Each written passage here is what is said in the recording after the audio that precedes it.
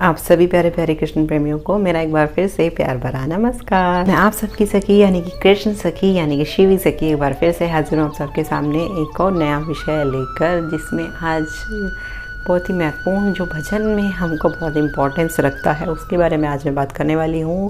पहली बार मेरे चैनल पर इस वीडियो के थ्रू आया उन लोगों के लिए एक मैसेज दे दूँ कि मैं ठाकुर जी से उनकी प्रेमा भक्ति से संबंधित, उनकी सेवा से संबंधित ऐसी वीडियो समय समय पर बनाती रहती हूँ कि आप किस तरीके से प्रेम भाव से बिना किसी फॉर्मेलिटी के आसान तरीके से भगवान से जुड़ सके और उनको अपने करीब महसूस कर सके। तो इन सब के बारे में विषय पर वीडियो बनाती रहती हूँ। आप चाहते हैं आपको ऐसी वीडियो मिलती रहे तो चैनल को सब्सक्राइब करना बिल्कुल ना भूलें और वीडियो शेयर ज़रूर करें ज़्यादा से ज़्यादा अगर इन्फॉर्मेटिव लगे। तो देखिए, आज 22nd डे ऑफ चैलेंज का है। 22 दिन हो गए हमारे चैलेंज के पूरे। 30 दिन का चैलेंज लिया था हमने वीडियो बनाने का रेगुलर। जन्माष्टमी में बस अब 8 दिन ही बाकी हैं। देखिए, आज मैं बात करने वाली हूँ कुछ ऐसी चीज़ें जिनमें से किसी एक पर अगर हम विश्वास पूर्णतः कर लें, किसी एक पर भी, हमें ज़रूरी नहीं कि सारी चीज़ें हम करें, किसी एक चीज़ पर अगर हम विश्वास करें तो अवश्य ही मिल जाते हैं। इस जगत की गारंटी कि हमें भगवान अवश्य मिल जाते हैं। वो क्या है? वो ये है नाम रूप लीला धाम। तो मैं हमेशा कहती हूँ आपको, ये सब एक ही है। किसी एक में निष्ठा हो तो किसी एक में निष्ठा हो जाए, बाकी की 3 अपने आप आ जाती हैं। एक के पीछे एक है, एक दूसरे से जुड़ी हुई है ये चारों चीज़ें।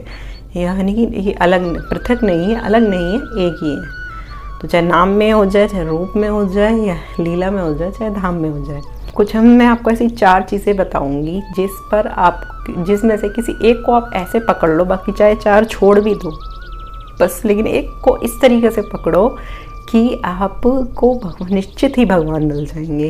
बाकी 3 चीज़ चाहे आप करो बिना, लेकिन एक को आपने ऐसे पकड़ रखा है कि बिल्कुल विश्वास के साथ, तो बाकी की 3 चीज़ भी अपने आप आ जाएंगी और भगवान भी अवश्य मिल जाएंगे। वो क्या है?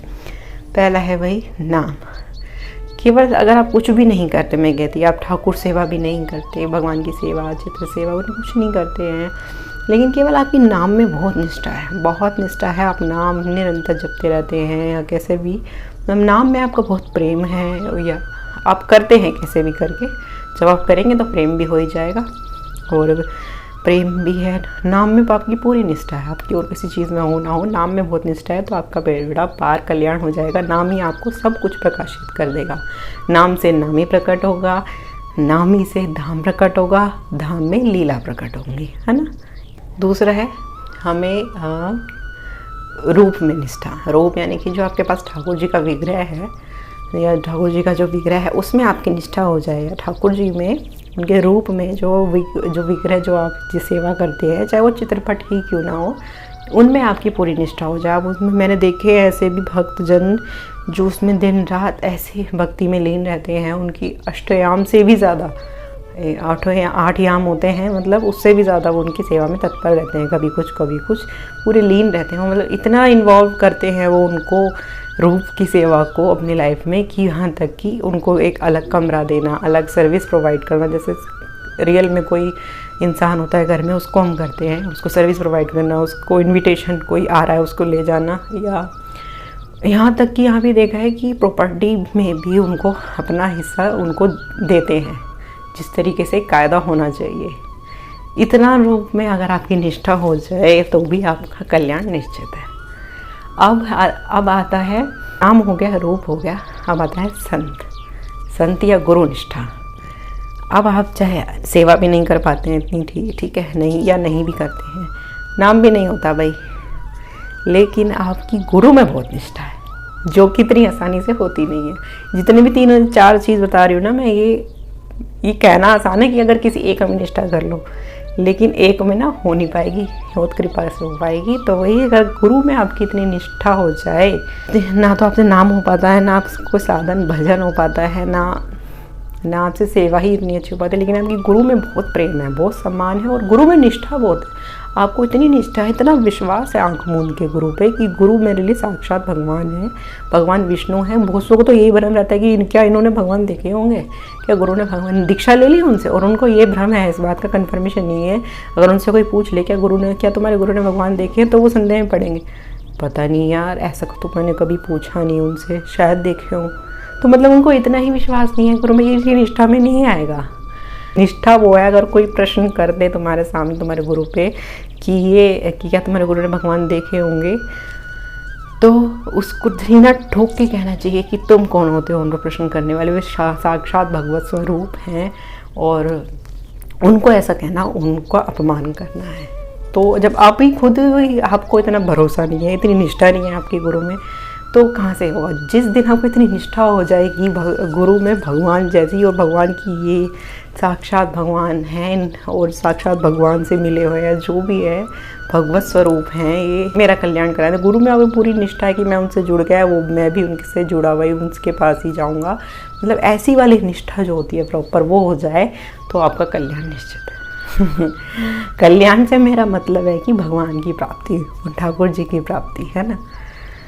लेकिन इतनी होती नहीं है।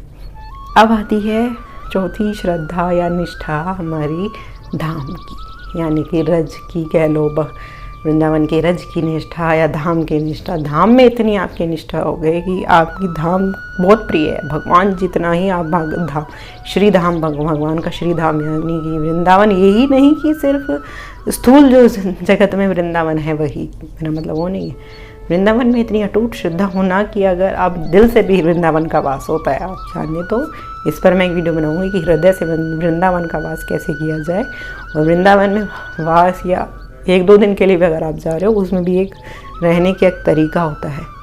अगर नहीं रहते हो तो इसका मतलब आप असली जो खजाना है उसका लुत्फ़ नहीं उठा पा रहे हो और ऐसे ही आ जा रहे हो। तो सिर्फ स्थूल जगत में वृंदावन की निष्ठा नहीं है, मेरा मतलब कि वृंदावन धाम से मेरा मतलब है कि उस धाम की निष्ठा या हृदय में यहाँ पर होना, उस धाम की रज से इतना प्रेम होना, धाम की महिमा इतना हो जाना आपके मन में, धाम का इतना महत्व हो जाना जितना भगवान का भी ना हो, समझे।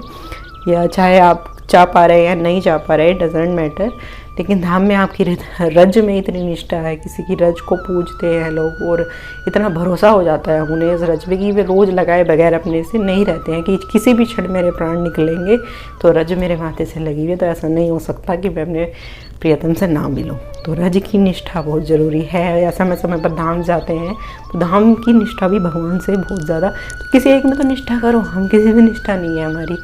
हम क्या करते हैं, थोड़ा सा नाम कर लिया, उसमें पूरी निष्ठा नहीं है, पूरी निष्ठा से नहीं कर रहे, वो भी सेवा कर रहे हैं, हाँ ठीक है हो रही है जितनी हो रही है, मैं अपना भी कह रही हूँ उसमें, मैं आप लोगों को नहीं कह रही। ना ही हमारे संतों में श्रद्धा है, ना गुरुजनों की तो बात ही छोड़ो।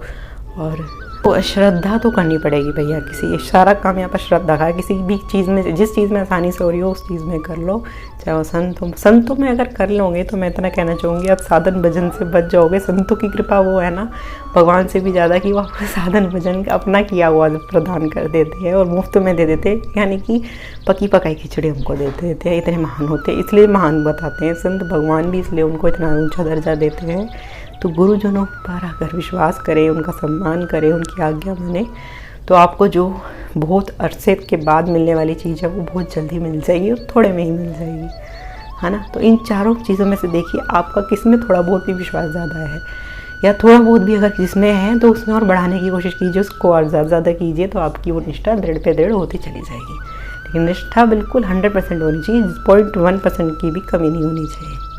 देखिए अपने आप को एनालाइज करिए, मतलब कि चेक कीजिए आपकी किस में ज़्यादा निष्ठा है और मुझे बताइए कमेंट करके, है ना। और आज की वीडियो में इतना ही, और मैं फिर आऊँगी कल एक और विषय के साथ 23rd डे ऑफ चैलेंज का लेकर। और अब मुझे आगे दीजिए, वीडियो अच्छी लगे ज़्यादा से ज़्यादा लोगों में शेयर कीजिए, और अब मुझे आगे दीजिए, मैं चलती हूँ। हरे कृष्णा।